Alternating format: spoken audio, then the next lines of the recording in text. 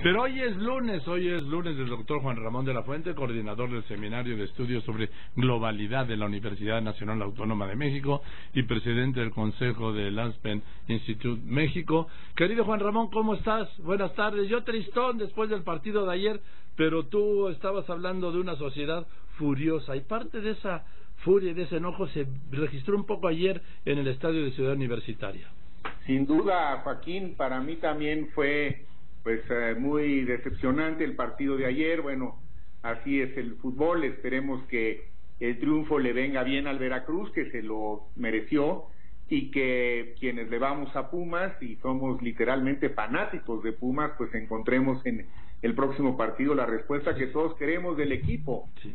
Un equipo no solamente más entregado, sino también más ordenado y con un poco mayor de eficiencia en sus líneas de ataque y de defensa. Pero bueno, así es el fútbol y hay cosas mucho más complejas y también de mayores consecuencias, aunque el fútbol ciertamente influye en el ánimo de quienes lo siguen en todo el mundo. Por supuesto. Por eso sí es uno de los factores sociales que no debemos de subestimar. Fíjate, en España, que tienen una situación también complicada con su economía y con su propia gobernanza, como les dicen ellos, qué partidazo dieron para quienes lo vieron el Real Madrid y el Barcelona, ¿no? Fíjate, te doy un dato. Se hizo un estudio y se habló más del partido del partido Madrid-Barcelona en México que en España. ¿En serio? Bueno, está medido. Sí, cara, es que jugaron tan bien, de veras, me parece que a mí me cuesta trabajo imaginarme que se pueda jugar mejor que lo que ayer vimos. Pero bueno, pues con los años el fútbol sí evoluciona y ojalá que el nuestro, en donde hay talento y hay buenos jugadores y una organización que está tratando de superarse, pues también pueda dar un brinco cualitativo. Pero déjame entrar en la materia de mi artículo de esta mañana, que tiene que ver con esta otra parte del desencanto, del malestar y de lo que denominamos el ciudadano furioso. La idea, Joaquín, de esta reflexión que he venido trabajando, leyendo, intercambiando puntos de vista con diversos colegas de un tiempo atrás, es tratar de entender qué está pasando realmente, qué está pasando con nuestras democracias occidentales. ¿Por qué en estos últimos tiempos se han dado cambios que eran poco probable que ocurrieran hace apenas 3 o 4 años? Es decir, era muy difícil imaginarse que Gran Bretaña saldría de la Unión Europea, era muy difícil imaginarse que alguien como el señor Trump pudiera llegar a ser presidente de los Estados Unidos. Era difícil imaginarse que un gobierno en Brasil como el de Dilma Rousseff se pudiera caer, y todo esto ha ocurrido en las democracias occidentales en mayor o menor grado. Tú comentabas hace rato en Francia, bueno, a mí no me parece menor el hecho que Marine Le Pen, que espero que no gane, haya obtenido 21% de los votos en la primera ronda, 3 puntos por debajo del que seguramente acabará siendo el presidente. Pero te muestra también que ha habido ahí en Francia una embestida de estos movimientos ultranacionalistas, proteccionistas, que parecían poco compatibles con los valores liberales de las democracias occidentales, como las hemos ido construyendo a lo largo del siglo pasado, fundamentalmente, en algunos casos con mayor antigüedad, como los propios Estados Unidos o los europeos, y en algunos casos más recientemente, como es el caso de México. Pero el punto que quiero enfatizar es tratar de entender qué pasa, cuál es ese nuevo factor que no se había tomado en cuenta, que hizo que aquellos pronósticos triunfalistas de finales del siglo pasado, cuando se colapsó el gobierno comunista o los gobiernos comunistas, y cuando se cayó el muro en Berlín, y cuando decíamos, bueno, ahora sí, las democracias constituyen el camino, el mejor camino posible para una convivencia feliz, para una convivencia más justa, para una convivencia en donde los valores jueguen un papel importante. Pues resulta que no fue así. Resulta que unos años después, el ciudadano furioso, el ciudadano enojado, va a las urnas y dice: no estamos contentos con lo que tenemos, y por eso, por esa reacción del ciudadano que yo llamé en el artículo de esta mañana en el Universal el ciudadano furioso, ese resentimiento, esa necesidad de reivindicarse, va y las expresa en las urnas, y en Inglaterra dicen: a mí no me ha beneficiado en lo más mínimo la incorporación a la Unión Europea, y en consecuencia no quiero seguir formando parte de esa comunidad. Y en los Estados Unidos, un número importante de ciudadanos furiosos le dicen a los propios partidos políticos y a sus candidatos tradicionales: no los queremos, y acaban eligiendo al señor Trump. Bueno, ¿cuáles son las razones detrás de esta furia social? Es en todo caso la pregunta, porque es inevitable hacerla. Y llego a la conclusión, no necesariamente será novedosa para muchos de ustedes, pero sí me parece importante en todo caso reafirmarlo, que entre los factores que más juegan para explicar esa reacción tan intensa de la ciudadanía que se expresa en las urnas en los procesos electorales, están desde luego la corrupción como un primerísimo factor, y todos los días seguimos escuchando y escuchando y escuchando en el caso mexicano que tan generalizada había estado o está esta corrupción en todos prácticamente los niveles de gobierno. Por supuesto que esto genera una enorme animadversión en contra de la clase gobernante. Pero también están los otros temas que forman parte de las motivaciones para entender al ciudadano furioso. La desigualdad, Joaquín, que ha seguido creciendo.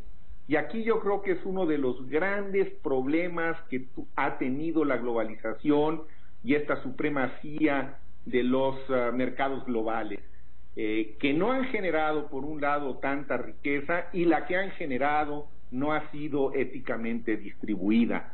Y entonces hay grandes sectores en diversas sociedades occidentales, democráticas, que resienten profundamente el no estar recibiendo ningún beneficio como parte de la globalización y de esta idea de que los mercados globales del lado de la tecnología y de la innovación se encargarían de generarnos mayores condiciones de bienestar, lo cual no ha ocurrido. Entonces hay un elemento que se suma al de la corrupción y tiene que ver con la desigualdad, el de la injusticia, que va muy ligado a la anterior, y en el caso de México creo que habría que agregar también el de la inseguridad. Y la pregunta entonces que surge es, bueno, ¿cómo se va a expresar esta furia social en el México del 2017, ahora en el Estado de México, en el proceso electoral, y del 2018, desde luego,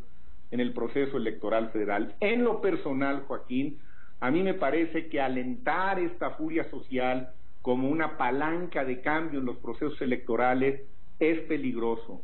No me parece que sea lo más saludable, porque esta furia social es muy volátil, puede dispararse en cualquier dirección, y en manos de un líder demagogo, en manos de un líder sectario, pues sí, puede mover a la gente a votar y a ganar una elección en términos legales y en términos legítimos, pero no estoy seguro que necesariamente apunte en la mejor de las direcciones posibles.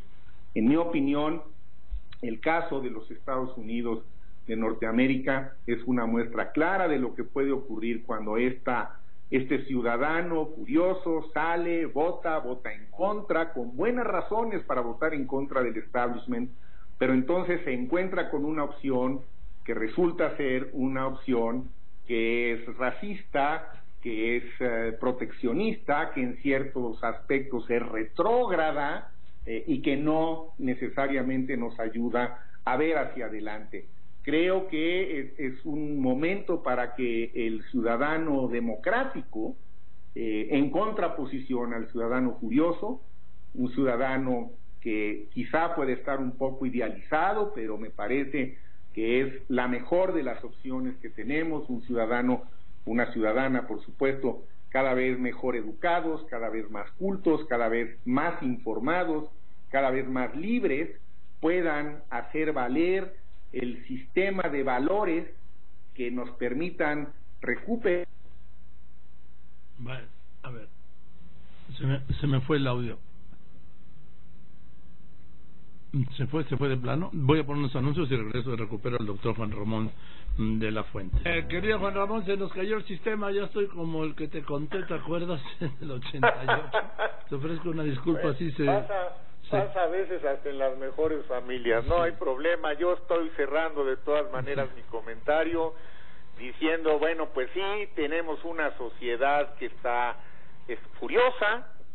La verdad está furiosa, no es que haya un malestar, está agraviada y sin embargo no es una sociedad irreconciliable, Joaquín. Creo que es una sociedad que está esperando liderazgos que sean capaces de recrear proyectos colectivos, de ideales, de valores, de principios, que sean capaces de cohesionar a esta sociedad polarizada que tenemos, en donde todos parecemos competir entre todos. Pero pues estas son las oportunidades que nos dan los procesos electorales. Así es. Y esperemos que en México, tanto a nivel regional como a nivel nacional, el próximo año, estas oportunidades estén bien aprovechadas por ese ciudadano democrático que salga a las urnas y que escoja con libertad y después de analizar las opciones que tiene. Ese es el reto y estoy seguro que por lo menos hay un muy amplio sector en la sociedad mexicana que está más que puesto para afrontarlo. Así es, querido Juan Ramón, además déjame vas a tener una semana muy intensa porque mañana vas a hablar ¿a quién le importa el futuro?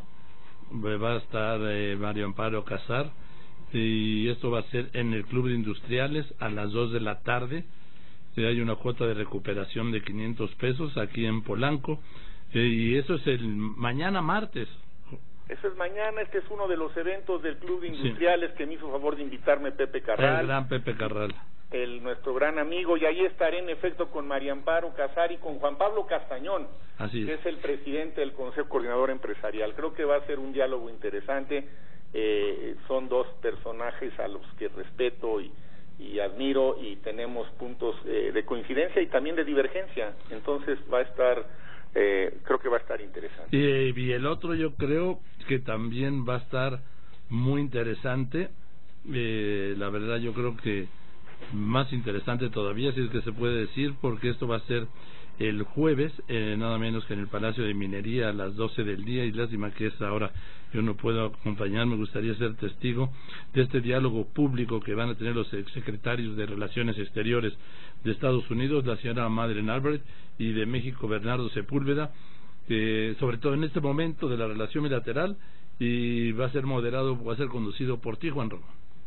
Pues sí, tendré la oportunidad de conversar con estos dos grandes personajes, también de la verdad, de la vida pública, de las relaciones internacionales, y ahí estarán pues los tres temas que necesitamos seguir discutiendo: las deportaciones en primerísimo lugar, con el gran daño que le hacen a las familias, desde luego el futuro del Tratado de Libre Comercio que tantas interrogantes plantean, y el famosísimo muro, que no deja de ser un tema que nos molesta y sobre el cual el señor Trump pues parece que no quita el dedo del renglón.